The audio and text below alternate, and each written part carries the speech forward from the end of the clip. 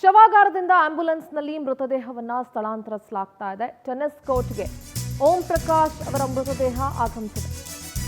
ಶವಾಗಾರದಿಂದ ಆಂಬ್ಯುಲೆನ್ಸ್ಗೆ ಮೃತದೇಹವನ್ನು ಶಿಫ್ಟ್ ಮಾಡಿ ಅಲ್ಲಿಂದ ಟೆನ್ನಿಸ್ ಕೋರ್ಟ್ಗೆ ಓಂ ಪ್ರಕಾಶ್ ಅವರ ಮೃತದೇಹ ಆಗಮಿಸಿದೆ. ಎಚ್ಎಸ್ಆರ್ ಲೇಔಟ್ನ ಟೆನ್ನಿಸ್ ಕೋರ್ಟ್ನಲ್ಲಿ ಅಂತಿಮ ದರ್ಶನಕ್ಕೆ ವ್ಯವಸ್ಥೆಯನ್ನ ಮಾಡಲಾಗಿದೆ.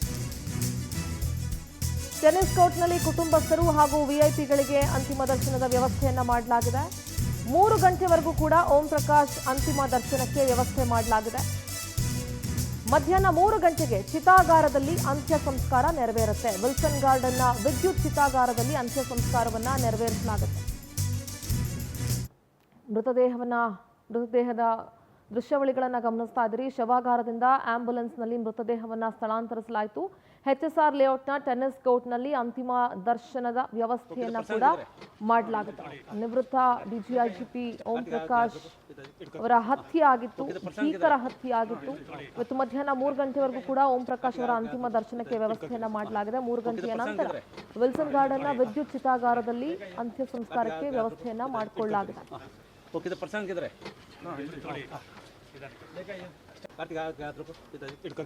ಒಂದು ಕಡೆ ಅವರ ಕುಟುಂಬಸ್ಥರ ಅಳಲನ್ನ ಗಮನಿಸ್ತಾ ಇದ್ದಾರೆ. ಸಹೋದರಿಯರಿದ್ದು ಮಗ ಕಾರ್ತಿಕೇಶ್ ಈಗ ದೂರನ್ನ ಕೂಡ ಕೊಟ್ಟಿದ್ದಾರೆ. ಪತ್ನಿ ಹಾಗೂ ಮಗಳನ್ನ ಪೊಲೀಸರು ಬಂಧಿಸಿದ್ದಾರೆ.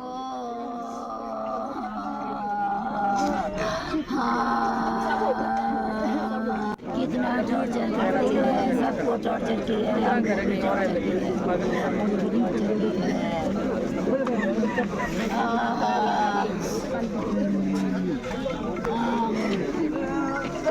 सब भाई बहन को टॉर्चर की है. वो एक को नहीं, सब भाई बहन को टॉर्चर की है.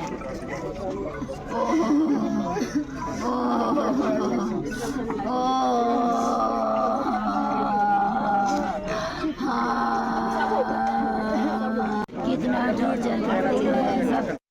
ಓಂ ಪ್ರಕಾಶ್ ಅವರ ತಂಗಿ ಸರಿತಾ ಗುಪ್ತಾ ಅವರ ಕಣ್ಣೀರು. ಅಣ್ಣನನ್ನ ಕಳೆದುಕೊಂಡು ದುಃಖದಲ್ಲಿ ಮುಳುಗಿದ್ದಾರೆ ಸರಿತಾ. ಸದ್ಯ ಟೆನ್ನಿಸ್ ಕೋರ್ಟ್ನಲ್ಲಿ ಎಚ್ಎಸ್ಆರ್ ಲೇಔಟ್ನ ಟೆನ್ನಿಸ್ ಕೋರ್ಟ್ನಲ್ಲಿ ಕುಟುಂಬಸ್ಥರು ಹಾಗೂ ವಿಐಪಿಗಳಿಗೆ ಅಂತಿಮ ದರ್ಶನದ ವ್ಯವಸ್ಥೆಯನ್ನು ಮಾಡಲಾಗಿದೆ. ನಮ್ಮ ಪ್ರತಿನಿಧಿ ವೆಂಕಟೇಶ್ ನೇರ ಸಂಪರ್ಕದಲ್ಲಿ ಜಾಯ್ನ್ ಆಗ್ತಾ ಇದ್ದಾರೆ. ವೆಂಕಟೇಶ್, ಸದ್ಯ ಎಚ್ಎಸ್ಆರ್ ಲೇಔಟ್ನ ಟೆನ್ನಿಸ್ ಕೋರ್ಟ್ಗೆ ಮೃತದೇಹ ಕೂಡ ಶಿಫ್ಟ್ ಮಾಡಲಾಗಿದೆ. ಅಲ್ಲಿ ಅಂತಿಮ ದರ್ಶನಕ್ಕೆ ವ್ಯವಸ್ಥೆಯನ್ನ ಮಾಡಲಾಗಿದೆ. ಸದ್ಯದ ಮಾಹಿತಿ ಏನು ಸಿಗ್ತಾ ಇದೆ ವೆಂಕಟೇಶ್? ಸಿಂಧರ, ಓಂ ಪ್ರಕಾಶ್ ಅವರ ಮೃತದೇಹವನ್ನು ಆಸ್ಪತ್ರೆಯಿಂದ ತೆಗೆದುಕೊಂಡು ಬಂದ ನಂತರ ಅವರ ಮನೆ ಹತ್ರ ಕೂಡ ಹೋಗಿತ್ತು. ಅದಾದ ಬಳಿಕ ಇಲ್ಲಿ ಟೆನ್ನಿಸ್ ಕೋರ್ಟ್ಗೆ ಕರ್ಕೊಂಡು ಬಂದು ಈಗ ಸಾರ್ವಜನಿಕರ ದರ್ಶನಕ್ಕೆ ಒಂದು ವ್ಯವಸ್ಥೆಯನ್ನು ಮಾಡಲಾಗಿದೆ. ಇಲ್ಲಿ ಅವರ ಕುಟುಂಬಸ್ಥರು ಮತ್ತು ಪೊಲೀಸ್ ಇಲಾಖೆಯ ಗಣ್ಯರು ಮತ್ತು ಹಿರಿಯ ಅಧಿಕಾರಿಗಳು ಮಾತ್ರ ಇಲ್ಲಿ ಬಂದಿರುವಂಥದ್ದು. ಇದಾದ ಬಳಿಕ ಸುಮಾರು 1 ಗಂಟೆಗಳ ಕಾಲ ಇಲ್ಲಿ ವ್ಯವಸ್ಥೆಯನ್ನು ಮಾಡಲಾಗಿದೆ. ಅಲ್ಲಿ ಅದಾದ ನಂತರ ವಿಲ್ಸನ್ ಗಾರ್ಡ್ನ ಚಿತಾಗಾರಕ್ಕೆ ತೆಗೆದುಕೊಂಡು ಹೋಗಿ ಅಲ್ಲಿ ಅಂತ್ಯ ಸಂಸ್ಕಾರವನ್ನು ಕೂಡ ಮಾಡುವಂಥದ್ದು. ಇನ್ನು ಅಣ್ಣನ ಮೃತದೇಹವನ್ನು ಕಂಡ ಕೂಡಲೇ ಅವರ ಸಹೋದರಿ ಸರಿತಾ ಅವರು ಕೂಡ ಕಣ್ಣೀರಿನ ಕಟ್ಟೆ ಹೊಡೆದಿದೆ. ಅವರನ್ನು ಸಮಾಧಾನ ಪಡಿಸೋದಕ್ಕೂ ಕೂಡ ಸಾಕಷ್ಟು ಕಷ್ಟಪಡ್ತಿದ್ದಾರೆ. ಅವರ ಕುಟುಂಬಸ್ಥರು ಅವರ ಅಣ್ಣನನ್ನು ನೆನೆಯುತ್ತಾ ಅವರ ಮಾಡಿದಂಥ ಸಹಾಯ ಮತ್ತು ಅವರ ಅತ್ತಿಗೆ ಏನು ಒಂದು ಕ್ರೌರ್ಯವನ್ನು ಮೆರೆದಿದ್ರು ಮತ್ತು ತನಗೆ ಕೊಡ್ತಿದ್ದಂತಹ ಕಿರುಕುಳ ಏನಿತ್ತು ಅದನ್ನ ಬಗ್ಗೆ ಅಳ್ತಾ ಇರುವಂಥದ್ದು ಮತ್ತು ಅತ್ತಿಗೆಯ ಒಂದು ಕ್ರೌರ್ಯದ ವಿಚಾರ ಏನಿದೆ ಅದು ಎಲ್ಲ ಹಿರಿಯ ಅಧಿಕಾರಿಗಳಿಗೂ ಗೊತ್ತಾಗಬೇಕು.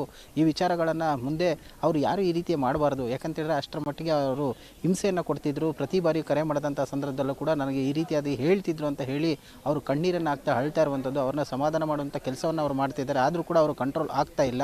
ಸೊ ಸದ್ಯಕ್ಕೆ ಅವರ ಒಂದು ಮೃತದೇಹವನ್ನು ತಂದು ಈಗ ಅವರ ಒಂದು ಸಂಪ್ರದಾಯಂತೆ ಕೂಡ ಇಲ್ಲಿ ವಿಧಿಯನ್ನು ಮಾಡ್ತಾರೆ ಸಂಪ್ರದಾಯಗಳಂತೆ. ಅದಾದ ಬಳಿಕ ಇಲ್ಲಿಂದ ಆಂಬ್ಯುಲೆನ್ಸ್ನಲ್ಲಿ ತೆಗೆದುಕೊಂಡು ಹೋಗಿ ಅವರ ಅಂತ್ಯ ಸಂಸ್ಕಾರಕ್ಕೂ ಕೂಡ ವ್ಯವಸ್ಥೆ ಮಾಡಲಾಗಿರುವಂಥದ್ದು.